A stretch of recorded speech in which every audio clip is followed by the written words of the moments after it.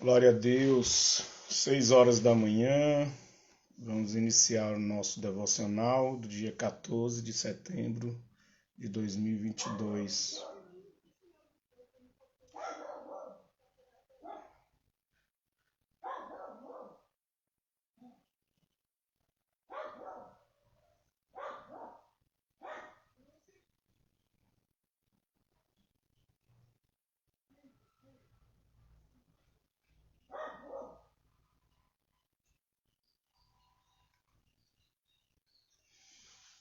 Glória a Deus.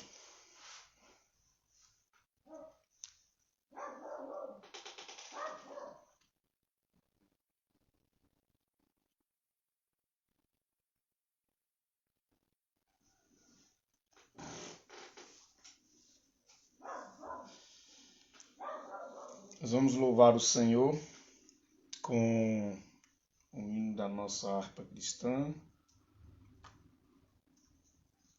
Hino 97. Hino 97 da harpa cristã. Glórias a Jesus.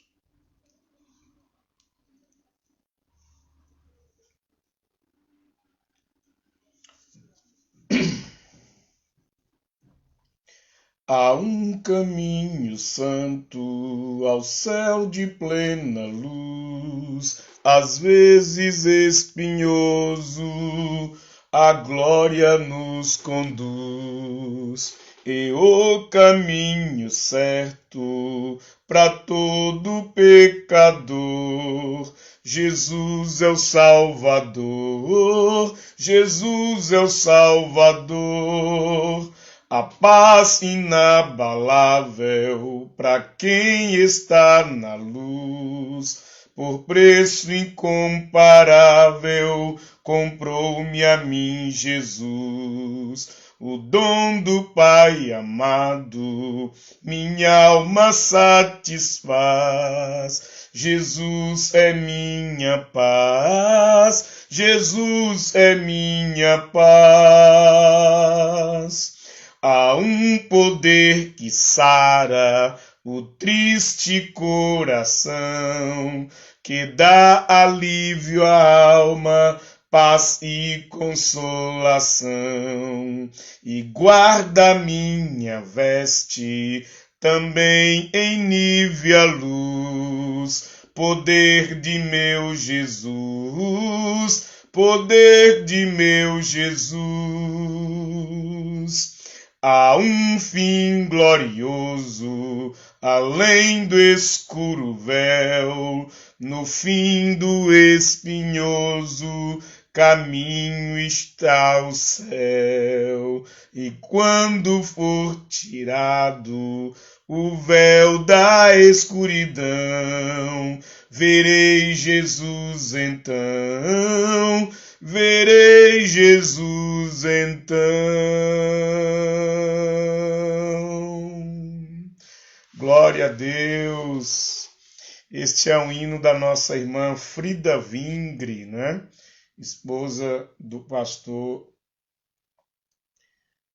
Gunnar Vingre, né? Um dos fundadores da Assembleia de Deus no Brasil, 1910, né? A irmã Frida compôs esse hino, hino de número 97, a um caminho santo. Glória a Deus. Nós vamos fazer a leitura do Salmo de número 7, né? Eu quero saudar a nossa irmã Cândida. Bom dia, paz do Senhor. A irmã Elisângela Monteiro, que acabou de entrar. Deus abençoe a sua vida. Nós vamos estar lendo o Salmo 7. O Salmo 7 é um salmo um pouco mais extenso, ele tem 17 versículos, e nós vamos ler até o versículo 9, tá? Até o versículo 9. Glória a Deus. Aleluia. E aí, no próximo devocional, a gente lê então o restante. Amém? Salmo 7, o salmista Davi, ele canta esse salmo e são palavras, segundo a tradição, de Cuxi, filho de Gemini, né? Ele diz assim: Senhor meu Deus, em ti confio, salva-me de todos os que me perseguem e livra-me, para que ele não arrebate a minha alma como leão, despedaçando-a sem que haja quem a livre. Senhor meu Deus, se eu fiz isto, se há perseguição nas minhas mãos, se paguei com o mal aquele que tinha paz comigo, antes livrei ao que me oprimia sem causa. Persiga o inimigo a minha alma e alcance-a. Calque aos pés a minha vida sobre a terra e reduza a pó a minha glória.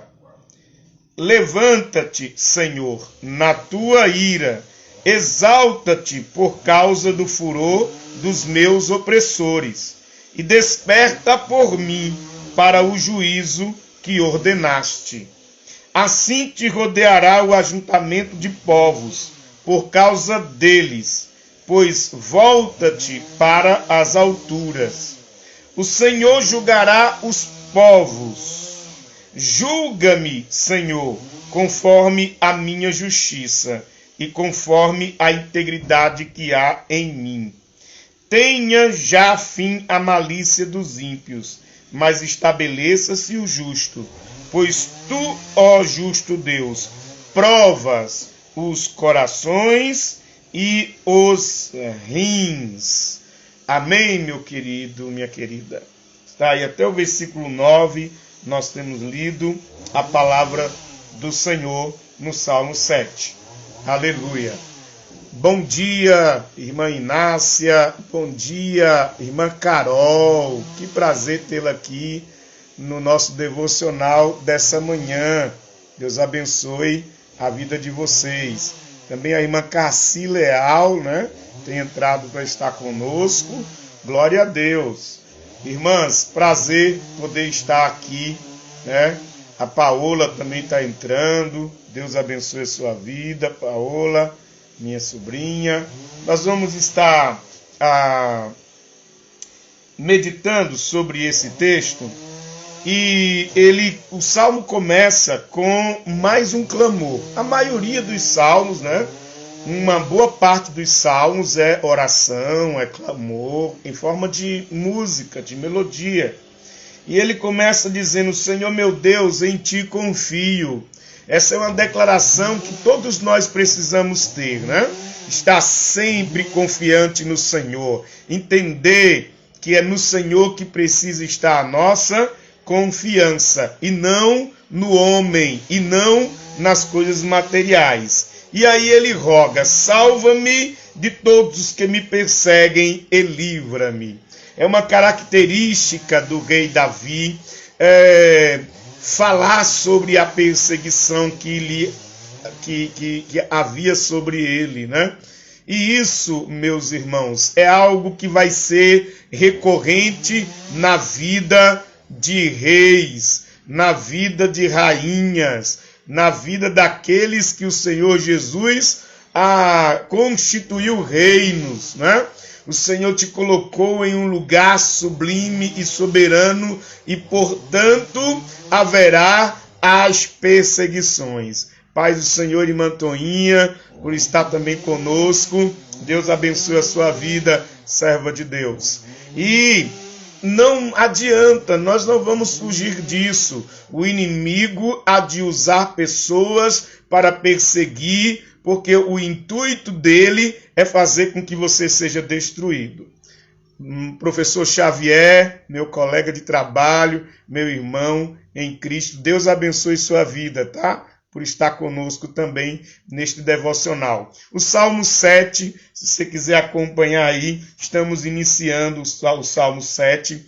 E, como disse, sobre ti haverá perseguição se és um escolhido de Deus, se és uma escolhida de Deus, se há sobre ti a presença do Senhor, porque o inimigo, ele vai investir para que você seja destruído, porque você possui o que ele possuía e não o possui mais.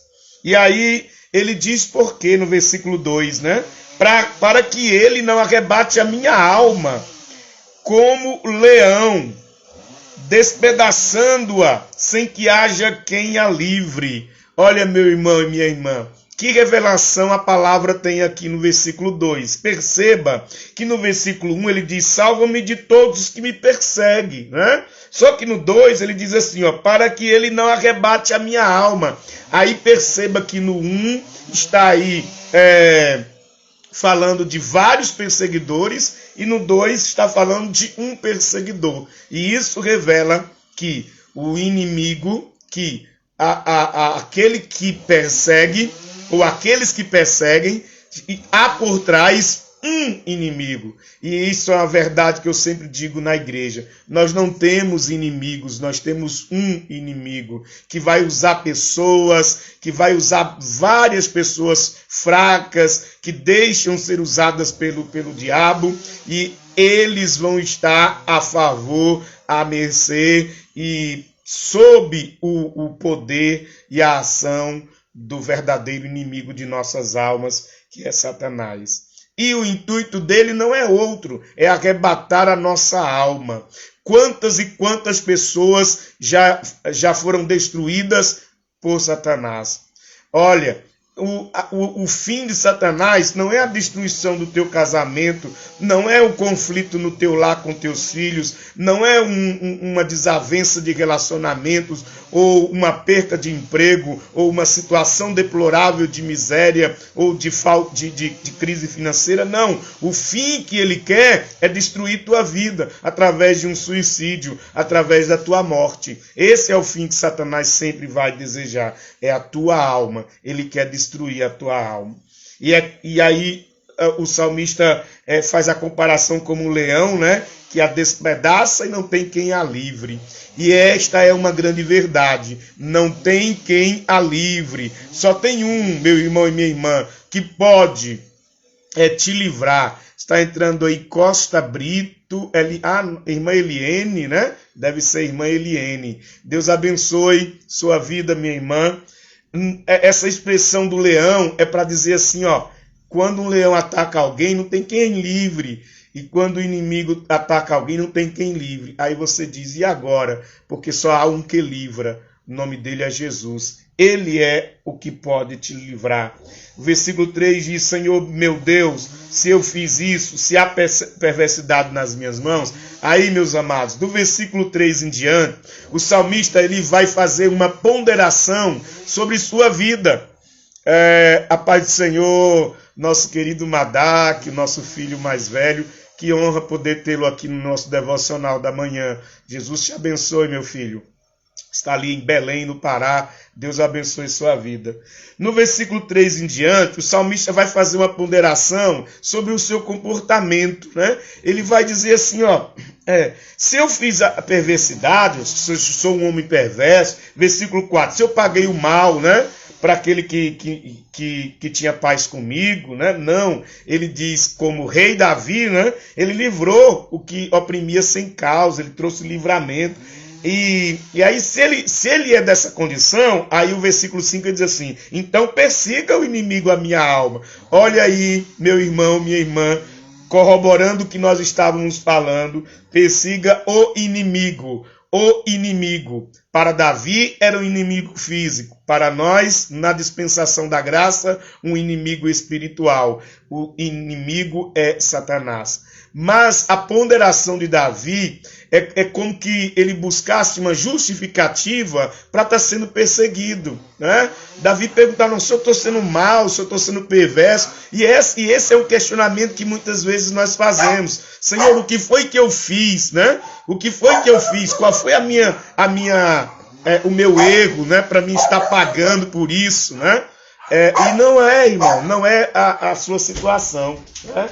E nós precisamos... Os cachorros aqui estão bagunçando aqui a nossa live, mas é assim mesmo.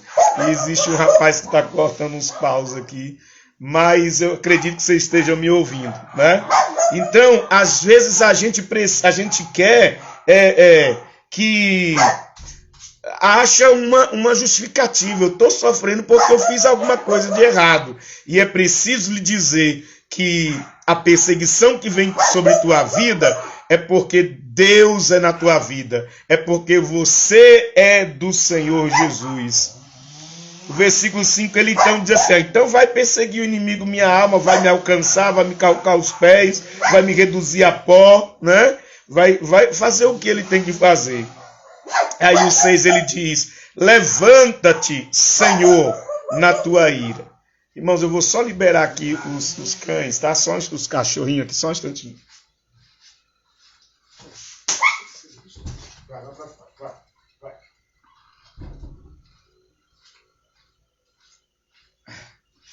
Desculpa, irmãos. Ficou trancado aqui no quarto. Então, essa questão de Davi, né? Ele se tinha alguma culpa, então que acontecesse. E não é assim que acontece na nossa vida espiritual. O versículo 6, ele diz, levanta-te, Senhor, na tua ira, exalta-te por causa do furor dos meus opressores e desperta por mim para o juízo que ordenaste. Acontecerá, meus irmãos, acontecerá o juízo eterno.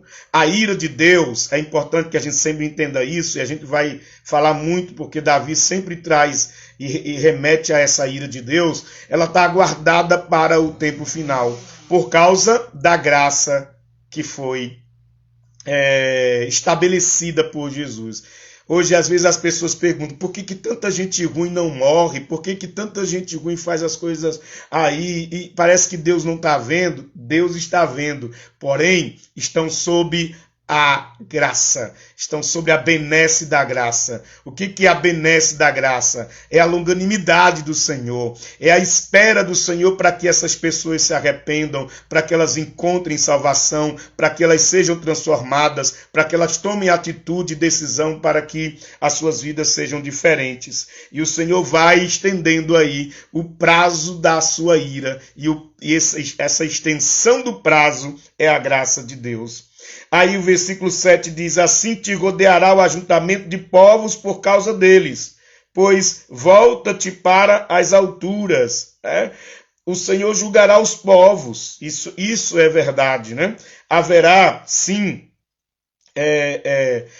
esse juízo de Deus. Os povos haverão de se reunirem, de se ajuntarem, não é? E virão, né?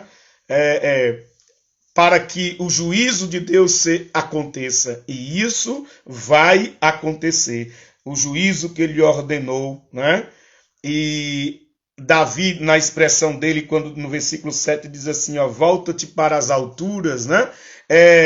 Remetendo-se à autoridade de Deus, o poder de Deus, o domínio de Deus, né? O que vai acontecer porque o Senhor está nas alturas. E quando se diz alturas, está falando de domínio, de poder, daquele que vem e haverá de julgar. Aí no versículo 8 diz Davi, julga-me, Senhor, conforme a minha justiça e conforme a integridade que há em mim. E aqui eu preciso alertar os amados irmãos. Os salmos, assim como os escritos da antiga aliança, do Antigo Testamento, eles precisam sempre ser analisados à luz das dispensações, dispensação da lei e dispensação da graça. Por quê? Porque há uma grande diferença naquilo que é da lei e naquilo que é da graça. Na lei, o homem era justificado pelas suas obras, pelo seu comportamento diante de Deus, na obediência dos mandamentos, na obediência dos rituais, na obediência de todas as ordenanças que o Senhor o passava. E tudo era físico e concreto. E quando Davi fala, julga-me conforme a minha justiça, Davi está assim, de verdade, de fato, chamando para si a responsabilidade de sua justiça. Uma justiça que estava baseada nas suas obras. Né? E conforme a integridade que há em mim, a integridade do homem na lei estava em seu comportamento, estava sobre a sua própria responsabilidade sobre o que ele fazia ou deixava de fazer. Um abraço para o irmão Zé Valmir, um prazer você estar na nossa live. O irmão Jonatas acabou de entrar, bênção de Deus, irmão Jonatas ali em Teresina. É um prazer, é um filho que Deus me deu. E eu quero trazer esse alerta para os amados irmãos de que quando Davi traz essa expressão, se eu e você formos olhar para essa expressão, jamais você tenha a petulância de dizer, Senhor, julga-me conforme a minha justiça. E sim, pastor, eu posso ler essa palavra assim? Eu posso dizer para o Senhor assim? Pode. Só que essa justiça não é tua. Se você chamá-la de minha justiça, sim, mas essa justiça é a justiça de Deus, que significa Jesus sobre tua vida. Amém? Então não tem como escapar. Na graça, a justiça dos homens são trapos de imundícia. Na graça, não tem como se justificar diante de Deus, mas é o Senhor que te justifica. É Jesus que nos justifica.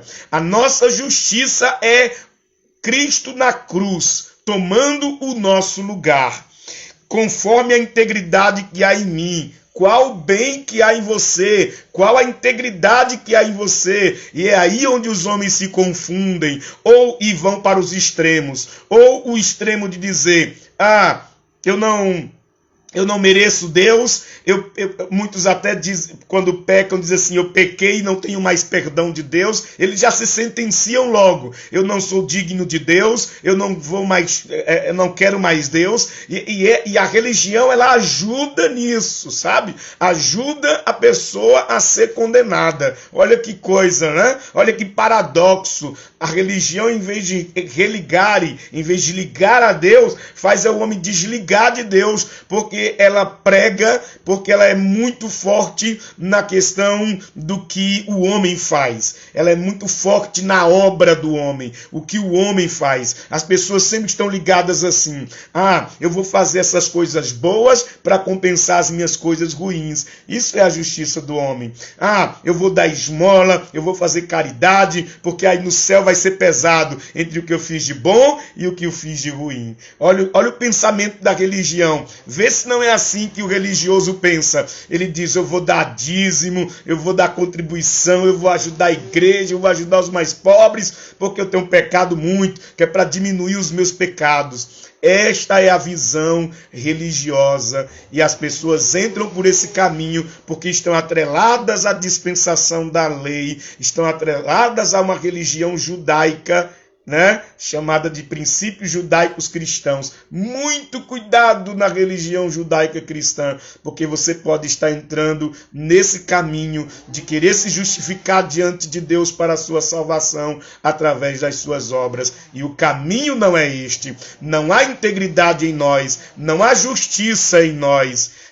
A palavra é muito clara, né? Não há um justo sequer. E esse sentimento precisa estar em mim e em você. Eu não sou bom, Jesus é bom em mim. Eu não sou justo, Jesus justifica a minha alma. Eu não sou santo, a palavra me santifica dia a dia. E assim, humildemente, nós nos portamos diante do Senhor e dele teremos sim o julgamento. O nosso julgamento está pautado no tribunal de Cristo. O nosso julgamento não será no juízo final, no trono branco. Não estaremos entre aqueles que a palavra no Apocalipse diz, grandes e pequenos, os mortos foram postos diante de Deus, ressuscitaram para a condenação eterna e foram julgados por Deus no trono branco, porque os seus nomes não estavam escritos no livro da vida. Não estaremos ali. O nosso julgamento é pelo tribunal de Cristo,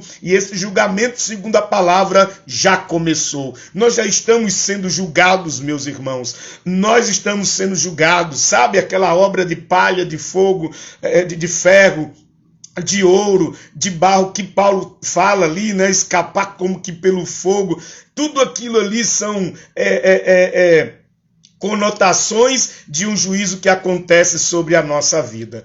A nossa vida está sendo julgada e ela está sendo julgada pela justiça de Deus chamada Cristo Jesus. E é simples, se Jesus vive em você, se Ele é rei na tua vida, se você tem comunhão com Ele, você tem salvação, porque demonstra a tua fé nele, o teu invocar dele. A Bíblia diz, aquele que invocar o nome do Senhor. Qual é o nome do Senhor? Jesus. Se você invoca o nome de Jesus, será salvo.